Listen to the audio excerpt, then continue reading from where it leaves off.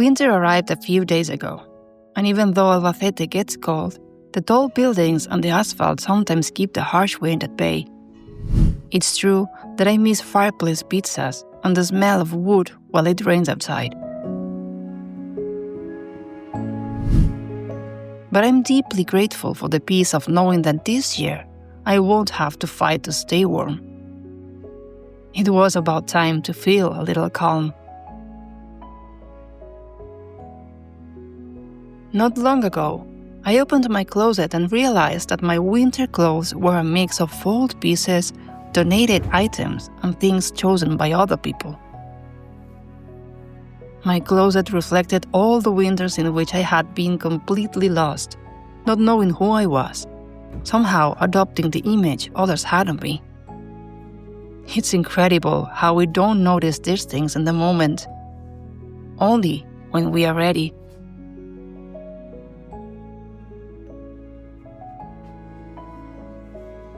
I love wool skirts, soft shearling vests, little embroidered flowers, textures that feel like home the moment you touch them. But there was hardly any of that in my closet. And that made me think, how did I end up here?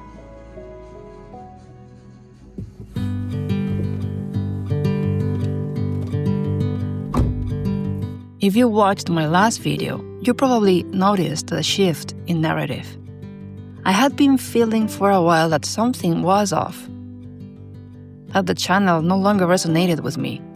I still enjoyed the process, yes, but something felt out of tune. Then, after that phone call I mentioned in the last video, something clicked. I realized that in my daily life, I act like a focused, energetic person, someone who battles her dragons and takes the reins. But I was telling you the story as if I were still rooted in an older version of myself, from the wound of the victim to whom things happen. And that's not me. Like I said in the last video, your story isn't what happens to you, it's how you tell it. So here we are, relearning how to tell stories like the true mother of dragons.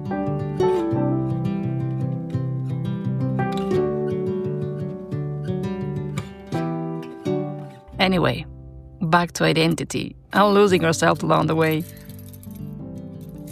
Last year, I remember telling a psychologist that I had read, to have the life you want, you must become the person capable of holding it, acting as she would.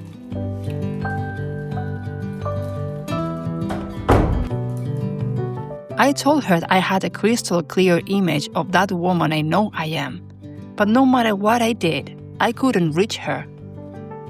I thought she would give me steps to move forward, tips to trust and love myself more, maybe talk to me about patience and anxiety. But instead, she told me that my expectations were too high and unrealistic.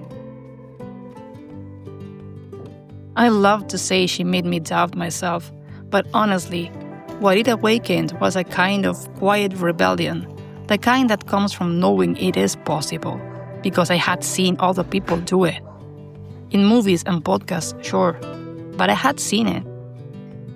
Today, after the intensity of this past year, I'm absolutely certain that the key to growing and getting closer to the person you dream of becoming is exactly that, having expectations that are both very high and deeply realistic.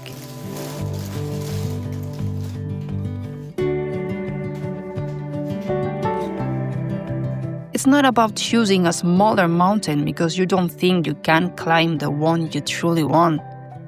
It's about training yourself until reaching that summit becomes possible, don't you think?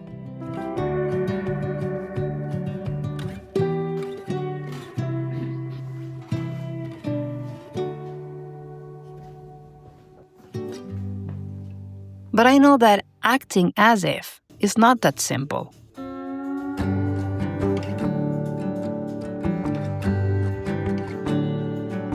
It sounds broad, vague, sometimes even like empty self-help talk. And I admit that for a long time, I believed change would be fast. because we usually don't get to see the whole process of the person who tells us they applied it and got the results they wanted.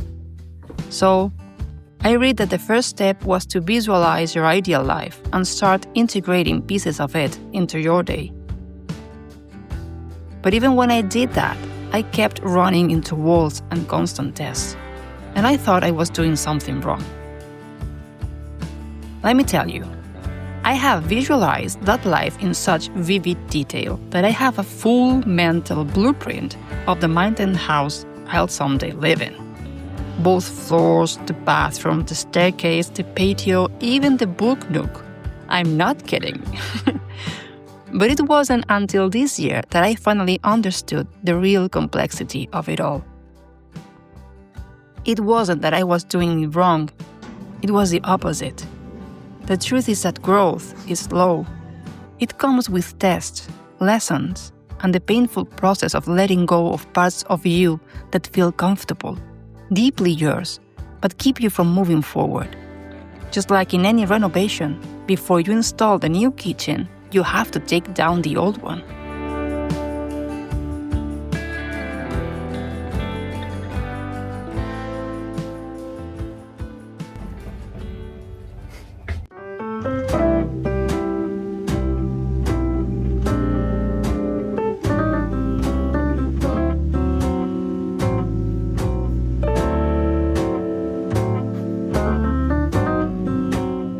So I started studying very closely what acting like the person you want to become actually means, what areas it affects, what challenges appear, what steps you need to take, until I created a map for this new inner journey of transformation.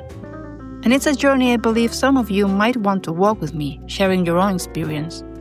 That's why I created this series, How to Become the Person You Want to Be. It's not a tutorial.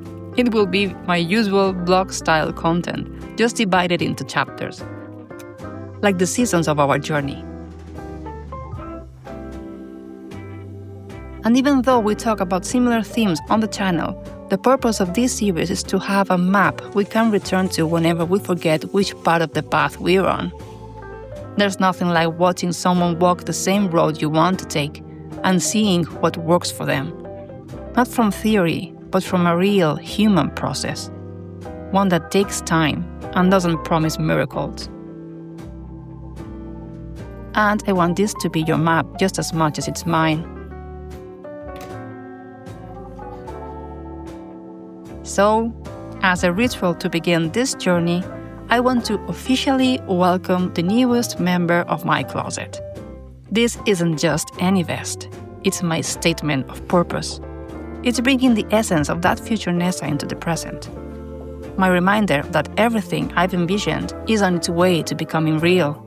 It's a return to my essence, my identity, and to a closet that, over time, will feel completely mine. If you want to be part of this journey, subscribe. And if you feel called to walk this path with me, tell me in the comments. Also, if you decide to choose an object that symbolizes your own statement of purpose, tell me what it is. It doesn't have to be something you buy. It can be a little lavender pouch you made yourself, or a gift, or a drawing, or a journal manifesto.